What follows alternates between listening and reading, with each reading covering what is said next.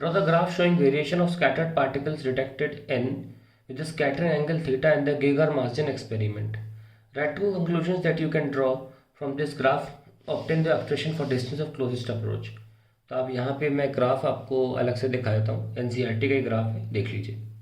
तो ये आप ग्राफ देख सकते हैं जिसमें करीब 1 करोड़ पार्टिकल्स है जो ऑलमोस्ट बिना किसी डिफ्लेक्शन के पार निकल जाते हैं। आप देख सकते हैं ग्राफ में 10⁻⁷ दिख रहा होगा आपको, जो ऑलमोस्ट 0 डिग्री के आसपास है ना। और 180 डिग्री का डिफ्लेक्शन जो है वो इक्का दुक्का particle out of many thousands कर रहे हैं। तो ये ग्राफ ये समझा रहा है। अब इस ग्राफ में से इन्फ्रेंसेस हम देख लेते हैं। ये है इन्फ्रेंसेस।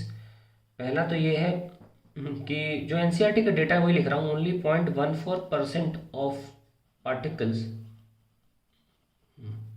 डिफ्लेक्ट बाय 1 डिग्री और मोर।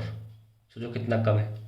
दूसरा आप ले सकते हैं 1 in 8,000 पार्टिकल्स डिफ्लेक्ट बाय 90 और more than 90 degree. More than 90 degree, can you believe it? 1 in 8,000, percent निकालो कितना कम परसेंट है ये। और एक और लिख सकते हो 1 in 15,000 particles deflect by 180 degree. तो बहुत ही कम पार्टिकल्स हैं जो 180 डिग्री के एंगल पर मतलब वापस लौट जाएंगे। और इसी लॉजिक पर ये आगे का वो पार्ट है expression for distance of closed approach. ये है कि ये न्यूक्लियस है, अल्फा पार्टिकल यहाँ से छोड़ा गया और वो न्यूक्लियस की वॉल तक गया और रुक गया, ठीक है, और फिर आ गया वापस। तो जब उसके पास भेजा गया तो काइनेटिक एनर्जी थी ½ m², और आते आते वो धीमे होता रहा।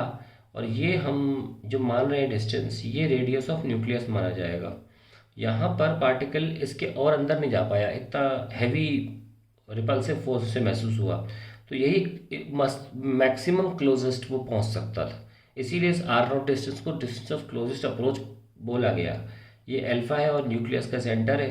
आप इसको Z एटम्स मान सकते हैं, Z प्रोटॉन मान सकते हैं, तो इसका चार्ज Ze हो जाएगा और अल्फा पार्टिकल का चार्ज 2e है। तो now we can use conservation of energy, यानी कि या वर्क एनर्जी थ्योरम भी बोल सकते हैं कि ½ mv² टू वर्क डन या पोटेंशियल एनर्जी में कन्वर्ट हो गई, दैट इज के ZE Q1, Q2 क्या है 2e upon R0। So what is R0? It is 2k ZE² upon ½ mv² लिख सकते हो, या सिंपली काइनेटिक एनर्जी भी लिख सकते हो। And that is the answer to the question.